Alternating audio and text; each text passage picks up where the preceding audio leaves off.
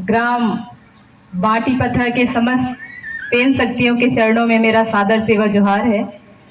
और आज जिस मंच पर बैठकर हम सभी आज के इस दिवस पर एकत्रित हुए हैं, उस आंदोलन को पल्लवित करने वाले गुणवाना रत्न दादा हीरा सिंह मरकाम जी के चरणों में इस मंच से मैं सादर सेवा जोहार करती हूँ और उन दो महान क्रांतिकारियों के चरणों में सादर सेवा जोहार करती हूँ जिन्होंने इस समाज के गौरव को बढ़ाया।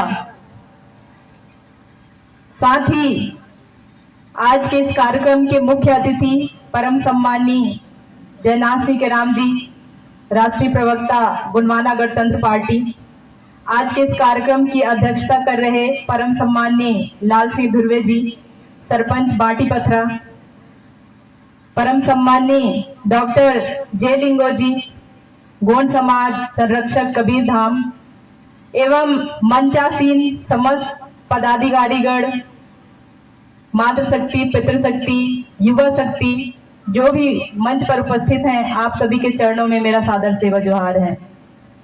और सबसे अहम जिन्होंने इस आंदोलन को मजबूती प्रदान की और आज वो इस मंच पर बैठकर इस आंदोलन को दादा मरकाम जी के दिए उद्देश्यों को उसी मजबूती के साथ लेकर आगे बढ़ रहे हैं, उन सभी जो मंच पर नीचे बैठे हैं, आप सभी मातृशक्ति, पितृशक्ति, युवा शक्ति के चरणों में मेरा सादर सेवा जोहार है। साथियों, आज इस कार्यक्रम में हम सभी उपस्थित हुए हैं हमारे गोंडवाना के महापुरुष शंकर शाह रघुनाथ शाह मरावी जी के बलिदान दिवस के अवसर पर। जिस समाज को सत्ता के लोगों ने आज तक यही बताते आया है कि जो समाज है, जंगलों में रहने वाले ये लोग हैं, ये दबे कुचले, शोषित, पीड़ित और कोढ़ा भूसा खाकर जीने वाले लोग। अक्सर सत्ता की परिभाषा में, सत्ता की नजरों में हमारा आकलन यही किया जाता है कि हम वही गरीब और कुचले हुए लोग हैं जो अभी तक अपने हक और अधिकारों के लिए लड़ रहे हैं। परंतु आज जो सत्ता पर बैठे हुए लोग हैं, आज इस दिवस के अवसर पर वो इस समाज के प्रत्येक व्यक्ति को बलिदान दिवस पर और जयंती पर बधाई दे रहे हैं। इसका कारण क्या है? आज से पहले उन्होंने शंकर शाह रघुनाथ शाह मरावी जी के बलिदान दिवस पर या फिर गुणवाना के उन महान क्रांतिकारियों के जन्मदिन के अवसर पर उन्होंने इस समाज को संबोधित क्यों नहीं किया? परंतु जैसे ही गुणवाना समग्र विकास क्रांति आंदोलन के जनक गुणवाना रत्न दादा हीरा सिंह मरकाम जी ने गुणवाना आंदोलन की एक जो आंधी पूरे देश में चला दी और ये समाज जब लड़ने के लिए तैयार हो गया उन सत्ता में बैठे लोगों से, उन पूंजीपतियों से, तो उन्हें कहीं ना कहीं लगा कि आज ये अपना इतिहास खोज कर निकाल रहे हैं और हमारा इतिहास इतना मजबूत है कि कल हम सत्ता पर काबिज हो सकते हैं। तो आज सत्ताधीश समाज लड़कर, झगड़कर किसी तरीके से उस सत्ता की कुर्सी तक ना पहुंच जाए। और इसी कारण आज बधाइयों का जयंती पर, बलिदान दिवस पर ये सत्ता में बैठे लोग समाज के प्रमुखों को सरकारी कार्यक्रम आयोजित कराकर किसी तरीके से प्रलोभन देने का प्रयास कर रहे हैं। सम्माननीय डॉक्टर जेलिंगम, चाहे वो सामाजिक मंच हो या सांस्कृतिक मंच हो, हम राजनीति की बात क्यों ना करें? सवाल सही भी है कि हम राजनीति की बात क्यों ना करें। जिस राजनीति के कारण इस समाज ने शोषण का दंश झेला है, वो समाज राजनीति की बात क्यों ना करे। जिस राजनीति के कारण हमारे बहन बेटियों की अस्मिता लूट ली गई और आज भी हम न्याय के लिए न्यायालय के समक्ष, प्रशासन के समक्ष, शासन के समक्ष गुहार लगा रहे हैं, वो समाज आज राजनीति की बात क्यों ना करे। जिस समाज के युवाओं के हाथ में देश का भविष्य है, इस समाज का भविष्य है, उन्हें धर्म की राजनीति में धकेल दिया गया और देश की जो दोनों राजनीतिक पार्टियां हैं वो इस देश के युवाओं को इस तरीके से बर्बाद कर रही है, तो इस समाज का व्यक्ति राजनीति की बात क्यों ना करे। आज ये विचार करने का वक्त है साथियों कि ये जो गोंडवाना समग्र विकास क्रांति आंदोलन का जो बिगुल दादा हीरा सिंह मरकाम जी ने फूंका है, तो लड़ाई सिर्फ शोषण के खिलाफ नहीं है, ये सिर्फ गरीबी के खिलाफ नहीं है। आपकी ये लड़ाई उन पूंजीपति वर्ग के खिलाफ है जिनके इशारों पर सत्ता, जहां चाहे वो सत्ता को इशारे पर नचा सकते हैं। वो अगर कहें कि आपकी जमीन छीन ली जाए तो शासन में प्रशासन में बैठा व्यक्ति पूरे दल बल के साथ आपकी जमीनों पर हमला करने पहुंच जाएगा। यदि वो पूंजीपति वर्ग आपकी बहन बेटियों के साथ जिस तरीके से दुर्व्यवहार करने की छूट देता है, प्रशासन और शासन उस पर मौन धारण कर लेती है। आप आज देश में मणिपुर की हालत देख रहे होंगे। आज इस देश में हमारे मातृशक्तियों के साथ किस तरीके से उन्हें नग्न करके इस देश की सड़कों पर घुमाया जा रहा है। तो आज क्या हमें उस बात का इंतजार करना चाहिए कि मणिपुर की स्थिति हमारे बाटी पथरा में भी हो।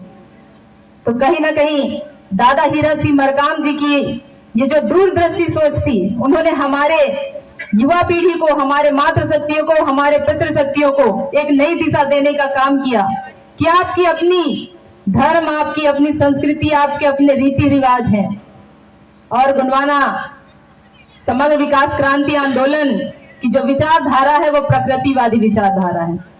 एक गांव में प्रत्येक समाज, प्रत्येक समुदाय का व्यक्ति रहता है और बहुत हंसी खुशी से हम सब मिलजुल कर एक दूसरे का काम करते हैं यहाँ पर।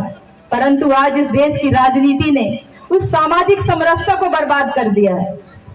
आज हमारे बच्चों की शिक्षा, आज हमारे बच्चों का भविष्य इस तरीके से खतरे में है। और इस समाज में यदि गोंडवाना रत्न दादा हीरा सिंह मरकाम जी जैसे लायक बेटे पैदा हुए और उन्होंने लाखों लायक बेटों को इस मंच तक लेकर आए,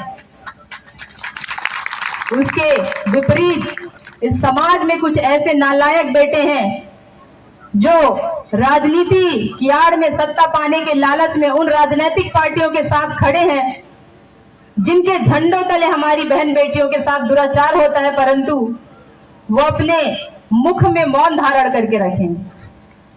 आज छत्तीसगढ़ के बस्तर में जिस तरीके से माताओं और बहनों के साथ शारीरिक शोषण, मानसिक शोषण, सभी तरह का अत्याचार हो रहा है, आज मणिपुर जैसे राज्य में बहन बेटियों की इज्जत लूटी जा रही है। वहीं जिनको हमने अपना प्रतिनिधित्व सौंपा है, जिनको हमने अपने क्षेत्रों से प्रतिनिधि बनाकर भेजा है, वो आज मौन धारण किए हुए हैं। वो आज दोनों ही राजनीतिक पार्टियों के झंडे तले कहीं ना कहीं पैसों के लालच में इस तरीके से वो बेसुध हुए पड़े हैं कि उन्हें समाज की चिंता ही नहीं है।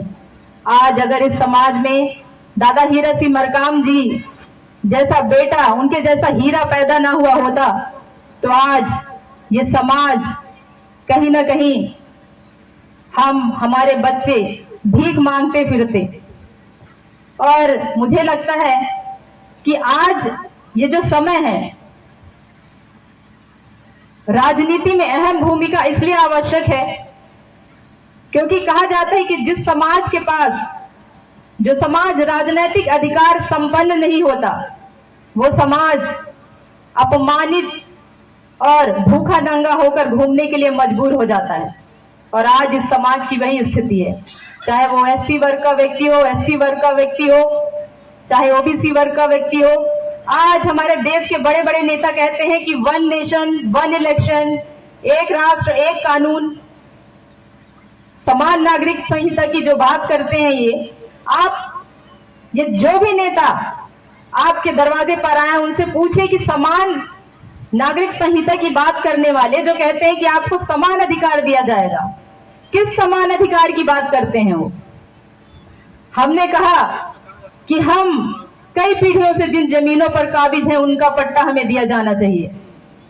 आपने पट्टा देने की बजाय कॉरपोरेट जगत को इतनी छूट दे दी कि उन्होंने इतने खदान खोद कर वहां के प्राकृतिक संसाधनों को इस कदर बर्बाद कर दिया, जिससे सिर्फ प्राकृतिक संसाधन ही नहीं, हमारा गांव उजड़ गया, हमारे गांव वहां से उठाकर हटा दिए गए।